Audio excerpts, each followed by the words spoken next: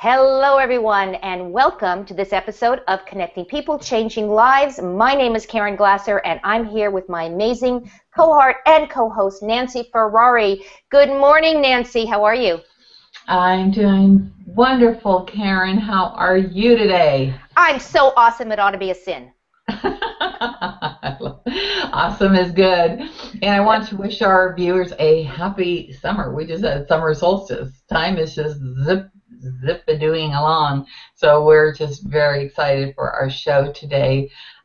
Very impressed with the book that we're going to be talking about that was authored by, as you can see, Melissa Washington is here with us today. A little bit about Melissa before we get into her. I love her, but I'll show it. Get back to work, smart and savvy, real world strategies to make your next career move. Hot topic. So Melissa is a Navy veteran, a small business owner, a speaker who specializes in training for individuals and organizations on LinkedIn, and author of Get Back to Work, Smart and Savvy Strategies for Making Your Next Career Move. She was laid off from her job in 2009, as many people were, due to the failing economy, marking the beginning of a nearly 2-year journey in career reinvention that allowed her to use her passion for helping others. And I love that. I just have to interject that. It all started, and entrepreneurs, think about this, it all started with holding LinkedIn workshops for job seekers at her dining room table, and has since exploded into what her business is today. She is the executive director of Active Job Seekers of America, based in Sacramento, California. She's the founder of Women Veterans Alliance, and very active in veteran and women organizations, both locally and nationally. I'm so happy you're here with us today, Melissa, and I warmly welcome you to Connecting People, Changing Lives. How are you? Great. Thank you so much, Nancy. Thank you so much. Hold on, I got to sneeze. Sorry.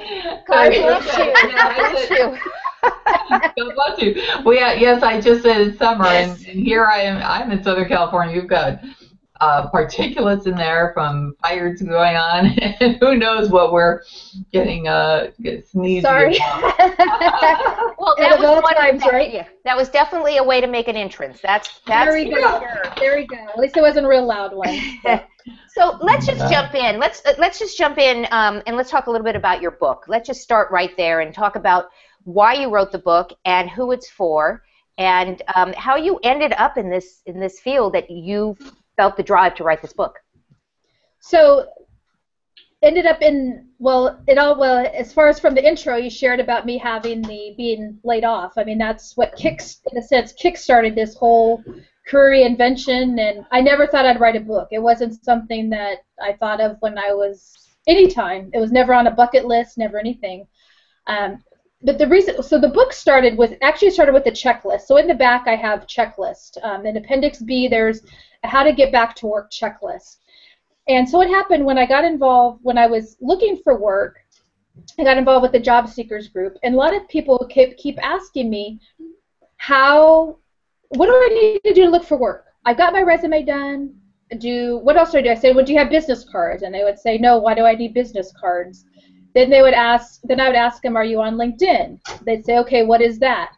Then they would ask, or I'd ask them, hey, do you have a branding statement or introduction? People call it a branding statement, people call it a 30-second spiel, people call it elevator speech, and they say no. So I started writing them down. So after a while, I'm like, okay, I'm tired of writing this down. I'm just going to make a list. So the list went from 5 things to about 30 things, and I would continue to give this out. So that list ended up turning into a book. Mm-hmm. And with the book, what I really wanted to have was, when you're looking for work, you have so many other things going on that you don't want to read through 500 pages. So as you see with my book, it's a practical guide. And I just wanted something very, I don't want to say simple, but just something that someone doesn't want to get frustrated with, and somebody doesn't want to wait till they get to page 102 and then they finally see something that they can apply. So I really wanted to have something on each page where someone can say, oh, okay, I get that. I can give them little nuggets on each page. And also, too, with the book, you can reach a larger audience. I mean, I can only reach so many people every day, but with the book, being on Amazon and Barnes & Nobles, then I can reach more people than I can. Exactly. It's all about visibility. And Absolutely. that's what we want to be. And now that we have so much technology, and we're going to talk more about how LinkedIn is so valuable in getting yourself out there, even more so with other social media. But I do love how you begin your book with the first steps, because whether or not you've been laid off or you've made a choice, such as I did, to leave a 20-year career, then I always say that was the now what moment. And so you encourage people to step into taking care of yourself during this time. Absolutely. Absolutely. Self-care is so important, and many of us who have been on this work force wheel for decades, we don't those words don't even fall into the vocabulary. Right. What? Right. Am I deserving of taking time out for myself and so on and so forth? So what kind of recommendations, or if you can give us just a couple of recommendations that you would tell people on how to take care of themselves during career transitions? Absolutely. So, I mean, anytime, because that's, we always forget to take care of ourselves because we're such in the mode of taking care of others, but, taking care of yourself physically, that's a key thing, too. It's like, okay, well, now I don't have a job, I can't afford a gym membership, but you can walk at home, you can get, do stuff at home. So you're taking care of yourself physically, but also too mentally. So having whether it's someone to talk to, and also too financially. So one of the things too I mentioned in my book too, so being without work for almost without paid work, because I was working, just wasn't getting paid. So for 2 years, to go from an income here to like way down here, and then you've dipped out all your savings. So what I started doing is I started purging. I started selling stuff. And it was kind of a twofold thing. It was where I was getting a little bit extra cash to help pay for groceries, but then also too, it was a thing of now I finally got, I finally cleaned out this drawer and I made some money. So it's kind of a twofold thing where, I was putting stuff on Craigslist, putting stuff on eBay, and purging, and it felt really good to do that. So it's kind of killing two birds with one stone kind of thing. That's really important, and I can talk about whether or not there's holistic people, energy healers, just people like you and me who will say that decluttering opens up the space for even more to come in, correct? Absolutely, absolutely. And it's not organized anymore, but my junk drawer was perfect. It was one of those things, right? And the Tupperware cabinet was great. Everything was there, but it was just one of those things. But you got to have things that help you feel good, and do that. And then another important thing is you got to get out of the house. I mean, that's the thing too, is you can't just be trapped at home, but have a good balance of getting out there and connecting with other people. And it sounds like you're also talking about setting some structure in your life, even though you're feeling that maybe you're out of control because you don't have a job, and everything that you thought is not. And so it's a matter of creating structure. Is that what you're saying? Definitely. And I even include a schedule. So even though you're not working, you are working because you're looking for that job. So okay, it's like, what am I going to do from 8 to 5? And that's how I would plan my day, just like I was working. So I take my daughter to school, and then what would I have from 8 to 5 before I turned the mom hat and the wife hat on at 5 o'clock? What would I do between that time? So it's like, okay, I'm going to do some informational interviews. I'm going to go out and network. I'm going to submit resumes, or I'm going to just take some time for myself. Whether that's exercising or maybe just sitting at a park or just sitting somewhere. So just really having a good schedule, because it helps you feel good. And do it the day before or even on Sunday. So it's like, okay, Sunday, this is my schedule for the week. And plan some personal things in there too. It doesn't have to be structured, all strictly looking for work. Put some other things in there too. Run some errands and do some things, so that way you feel good by the time it gets to the end of the day that you did accomplish something. Right, that you were productive and all that. Now, you mentioned networking. Let's talk a little bit about that, online and offline. What's your philosophy about networking? I love networking. You're talking to the right person here. So, and when we think about it, there are two. There's offline and online networking. So offline networking, and a lot of times when people think of networking, they think of, ooh, it's somewhere, where I have to be in a room and there's, wine and cheese or other things like that. But we network all the time. We network in line at Starbucks. We network in line at Target. How are we networking? And it's even taking a step back when we network. Are we ready to network? Are we ready to tell someone what type of work we're looking for? Are we ready with business cards? A lot of times people say, well, why do I need business cards? I don't have a job. Well, just think of the opportunity. If you're sitting in line at Target and you talk to someone, what are you going to give them? Right. You're fumbling through your purse. You mean Melissa? You mean a deposit slip doesn't work? Right. Well said, Karen. If you have a check to go with it, right? No. Carry your square little thing in your phone. There you go. Right? So it's just having something that you can give someone and then making sure you get something so you can get that information, and having a business card with that. And so you're networking, and it's building those relationships, whether it's at church or whether it's at a picnic or the kids' soccer game. And then now what do you do with that? Now you take it online and utilize LinkedIn and connect with them on LinkedIn and really start to continue to build those relationships, because we can't offline network all the time.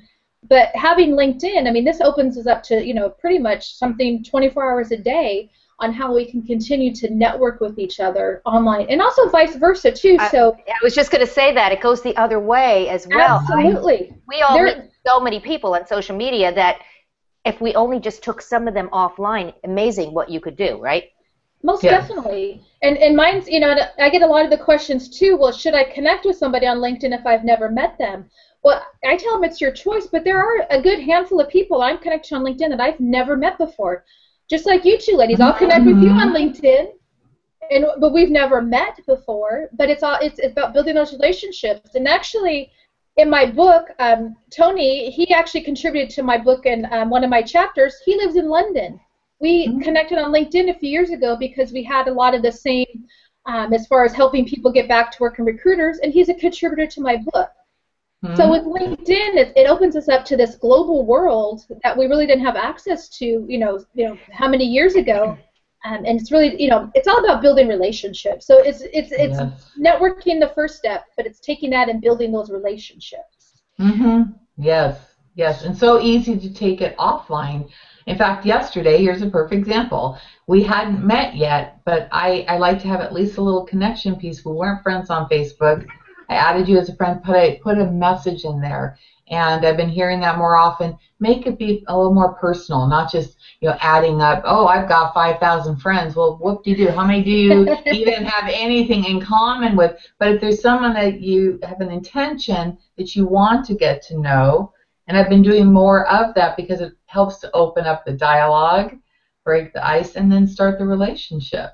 Absolutely, and this is nothing new. We've been networking for years and years. So a lot of times, people think, oh, this is something. No, it's not. It's just having a different platform for us to be able to continue to connect with people, and that's why too. I think LinkedIn is great too, because we know people change jobs, people start different careers, but on LinkedIn you're still there. So you're still able to stay connected with that person who maybe might move to somewhere else, but you're still connected to them. Can you give us a few tips? I mean, we're talking about LinkedIn, and I know as you're already saying, Nancy's saying, it's a different kind of platform than what most people perceive as social media. In fact, it's not really social media, is it? It's more of a business playground for people to connect in terms of opportunities and just to get to know one another, maybe do joint ventures. Can you give us just a couple of tips? If people are listening and saying, I don't even know what LinkedIn, I want to go check it out, what would they do first, second, and third?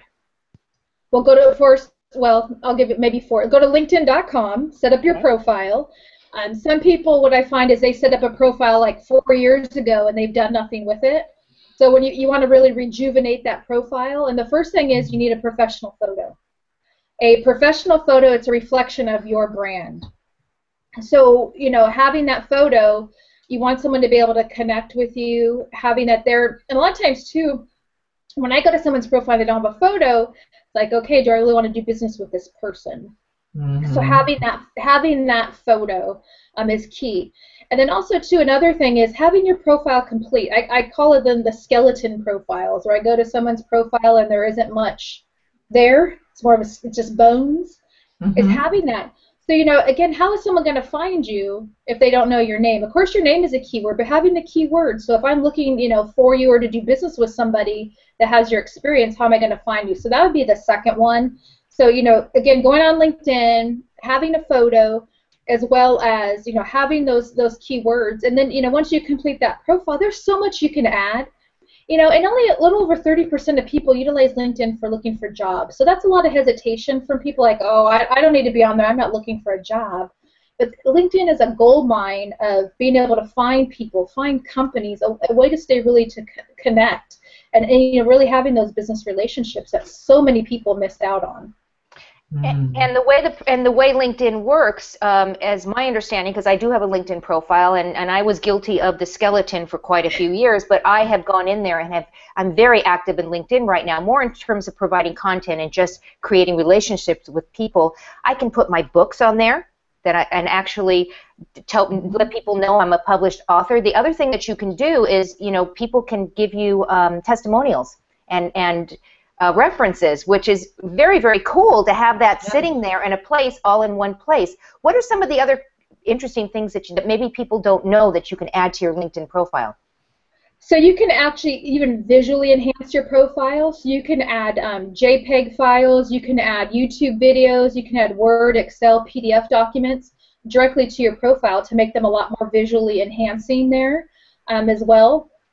And also, too, some people may not even realize that with LinkedIn, your profile, you also have a public profile. So what that means is if you ever go to Google to search yourself, which I highly recommend everybody should do, if you have a complete LinkedIn profile, your top 3 search results should be LinkedIn.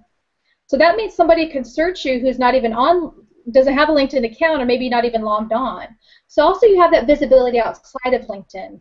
So if you really think about LinkedIn, it's really your online brand and what that looks like there. Also, too, another key thing that LinkedIn has is blog, where you can share posts, blog posts. And having that's a little bit different than share an update, because share an update initially just go to the people you're connected to. But on the blog post, that gives you the visibility to potentially the 345 million people that are on LinkedIn. So there's a lot of different components on LinkedIn that people aren't even aware of. I love it. I mean, I find every show, in fact, this show that we're doing today will end up as a blog post in the groups that I am active with in LinkedIn, and I will make sure that I tag the people that are in there, so it's a great win-win for everyone, and it provides value and content to people that may want to work with me or somebody that we've chatted with just because they saw the value in the content. So is there ever too much that you can put in LinkedIn? I don't think there's ever too much. I think you can have maybe overkill of too many posts, because remember, LinkedIn isn't Twitter, so you don't need something, shooting out there every, 10, 15 minutes. Right. But it's more about the quality content, and it's all about your brand. So what you share on LinkedIn should evolve around your brand. So when I post stuff, it's going to be around LinkedIn. I'm very active with veterans, so you're going to see that, or getting people back to work. So that's all encompassed around my brand, so that's what you will see on there. Also, too, another key thing that LinkedIn has is you can mention people on LinkedIn. So if you do a post, you can mention individuals or organizations. So it's a great way, too, to give shots out, in a sense, to other people as well, to acknowledge them, and you'll be on their feed as well. Now, do you do that by doing a plus, like with the name of the person that you're tagging, or is it an @ sign like on Facebook, or is it, how do you mention them? So when you start typing their name in the post, it should automatically start, it'll give you a drop down. So when you do share an update, like if I put Karen Glasser, it should automatically populate on there. And then great.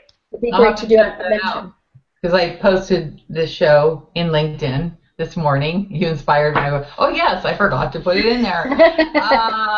So I'll have to see how that connection played. But that's one thing I wanted to ask is I'm not sure the source. So when you write a blog or an article, try to keep it at 500 words or less, because the reader will lose interest. If they want to read a book, they'll read a book. But in a blog, it can go on way too much. Well, you need to have, and you need to have at least 300 words, though, in a blog. So it's that fine little dance that we all do.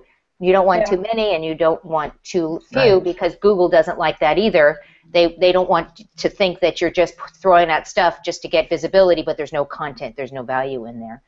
You talk about building your brand. So, and let's, in terms of LinkedIn, and I also want to let people know that you do have a LinkedIn program, and we're going to send people to your website to check that out, because obviously you are the expert. It's very clear just chatting with you. How do you use LinkedIn? You mentioned JPEGs and pictures and videos and stuff like that. I hear an airplane coming in. And I hear one too. And we're just because I was looking up. I'm like, okay. Airplanes, trains and automobiles here. So how do you use LinkedIn in terms of building your brand? We talked about pictures, your professional picture, and things like that. Are there any other tips that you could share? It's just as far as to what you share. So your blog post, what you're sharing in groups. It's all about that credibility, and it's all about what do you want people to know you for, and that's part of what your brand is. So it's like if somebody thinks about whatever it is, do they think about you? How can you keep yourself top of mind, and having that consistency there too? It's really important. Yes, consistency is key. And as you were talking earlier about working around your brand, I'm already hearing voices in people's heads saying, but I don't know what my brand is and what my message is, and that's where you've got to get that tight, so then you can start sharing it out. Absolutely. And I think a lot of people have it, they just don't know they have it. And that's where I even talk about in my book, and I ask the different questions so people can fill that out for them to really start to think about that. Is starting, okay, what is your passion? All right, what do people come to you for? It's just, and then you start to really think about, okay, this is what and your brand extends out to even how you dress, how you talk, how just certain things. And there's one thing I'm very much known for is I have my own magnetic name tag. It's got my name and my character. And it's funny because when I go to certain networking events, they know not to give me a name tag because they know I'm going to bring my own. Right. So it's just having that. It's just part of the brand piece. Oh, I love that. Bring your own name tag. I love that because then you can do whatever you want on it, right? Yeah. Love. Yep. And then it's a magnet, and I don't have to worry about poking something. I can put it wherever I want. I don't need that big square hanging off. We don't need too much attention up there. Alrighty. That's so true, because I don't like those sticky things, especially if you're wearing a really nice dress or a suit, and then all of a sudden it's like pulling off fabric, and that's important. Now, one thing that stood out in my mind, you brought up resumes. And now that we're in such a digital world, people might think, well, I don't really need to do that. But you share your insights in that, yes, it is important to have your traditional resume. Absolutely. In the next 5 years, will we need the traditional resume? Probably not. But still today, we still need to have that traditional resume because everything's going online. So one of my last positions that I had, they never asked me for my resume. They just looked at my LinkedIn profile. But you need to have both because a lot of times, too, the application online, they may say, what's your LinkedIn profile? And then attach your resume. So you got to have both that information. But it's still, you still got to have that traditional resume there as well. Absolutely. So I'm really curious. You're a Navy veteran. What did you do? What did you do in the Navy? What did I do in the Navy? I was what's called a storekeeper, so I got to buy items. So I spent my whole time on ships. So my first ship, I was a rescue salvage ship out of Little Creek, Virginia, and we go on a 6-month deployment through the Mediterranean. So I've been through all the Mediterranean countries, which was very awesome. Yes. And then I was stationed in San Diego down at 32nd Street in San Diego. I was on a destroyer tender, and I went on what we call it's a Western Pacific 6-month.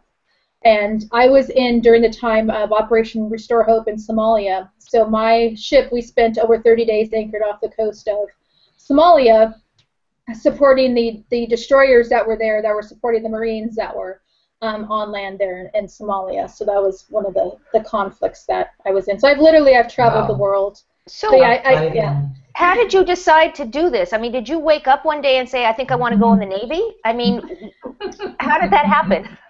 I don't know. So, I was 19. I was getting my degree in early child education, community college for a year, and it was just one of those things where just wanted to change. And I went to the different recruiting offices, like many young people do, and I joined the Navy, which thank goodness I did because I met my husband, who's a Marine. So I spent my time in the Navy, got out, married a Marine, and been married to a Marine for 21 years. Oh, that's awesome. Wow. Yeah. What a great So that's why story. I joined the Navy. You joined the Navy to get married. No, I'm kidding. I I'm did. totally kidding. Get our MRS degree, as we've had this conversation before. But this is making sense too, is how you have this understanding and compassion for veterans when they come back. And we read, we've seen movies made about it, and how the adjustment meant and adapting back into mainstream is so important. And now you're working with women veterans who are coming back. Definitely. Yep. Women that have come back, women that have recently come back, just all women, because what the media depicts and what actually is, I mean, of course, anything, it's not 100% with that, but it's just, it's a readjustment for certain women, and some it's not. Some they transition very fine, but it's more of getting a community of women together and knowing that we're all here for each other and we share a common bond, and that's so key to know that, and it's all about the empowerment to empower these women that have served our country. Well, yeah, it's wonderful what you're doing. Do you have a link? And I know Karen's going to be posting it, but just being watching and they're going, oh, wow, because that word support is so important, how they can get connected with you to, I mean, where are we sending them? Yeah, where are we going to send them? So, anybody could go to my website, melissawashington.com, that has my information, but also to the womenveteransalliance.org. You can also find us on Facebook, Women Veterans Alliance. We're on there as well. And two, for those that are in California, for any women that have served, save the date for April of 2016. We're going to have the California Women's Conference. And I'm calling it the Unconference, and there's a reason why, because a lot of times we go to the traditional conference, and this is going to be it's going to be some of the traditional things, but we're putting incorporating a lot of other untraditional conference things where we're going to have yoga, massage. There's going to be all kinds of other things incorporated to take care of these ladies. Exciting. Where is that going to be? It's going to be here in Sacramento. Oh, we want to know more about that. We will talk offline about that. That sounds very, very, very cool. Karen, is there information that we can ask her? Do you have advanced information about this conference? Well, if you go to our Facebook page, and Karen, I'll make sure you get the link to the Facebook page. But I do have the save the date on there, and there's an event created for that in April. Oh, that's really cool. Congratulations. Congratulations on that. You're a real awesome mover and a shaker, and I love that because you're observing what is going on now in our present time and fulfilling the need. And there again, it's all about community and collaboration. Absolutely. And that's wonderful. We are just delighted that you took time to be with us today. And before we say goodbye and Nancy says some final thoughts, is there anything else that we didn't get to today that you would like to share with our audience? The only thing, if anyone's interested in my book, I'd be happy to give a 15% discount, but you have to email me directly, and I will give you not only a 15% discount, but I will mail you a signed copy of my book. You can also order it on Amazon or Barnes & Noble's. So if they're going to email you, where are they emailing you? Melissa@melissawashington.com. That's very generous of you. Thank you. Absolutely. Okay, 15% discount. That's cool. I know that our listeners are already like, okay, give me that email address. Yes. I'm going to go. Nancy, any last thoughts, Nancy? I am just so thrilled that you were on with us, and this is more than just getting back to work. It's really being in alignment with your life, and you give such practical strategies, and that's what we need in life. But I found a quote within your book, and it says, "Success is not about money you make, but about the difference you make in other people's lives." And that was said by Michelle Obama, and you are that woman who is making a difference in other people's lives, and I thank you for that so much. Thank you, and thank you for being on our show. Absolutely. Thank you, ladies. Oh, well, thank you as well. And I just want to do a throw out to Nancy. Nancy, you just launched relaunched your podcast show. We invite our viewers, our listeners in this case, to go check it out at nancyferrarimedia.com. All of her shows are there. It's an awesome show. She does a great interview. So please go and check Nancy out. And if you're interested in possibly doing your own television show online, your own web TV show, or a podcast, Nancy and I have a great program out there. We will teach you how to do it. It's called Maximize Your Message. And if you just click on one of those pictures up there that says Maximize Your Message, you can find out more details about that. We want to thank you because we know that you have so many things that you can choose to do during your very valuable time. We want to thank you for spending time with us today. Melissa, thank you. Nancy, always a pleasure, and we'll see the rest of you next time on the next episode of Connecting People, Changing Lives. Goodbye, everyone. Bye.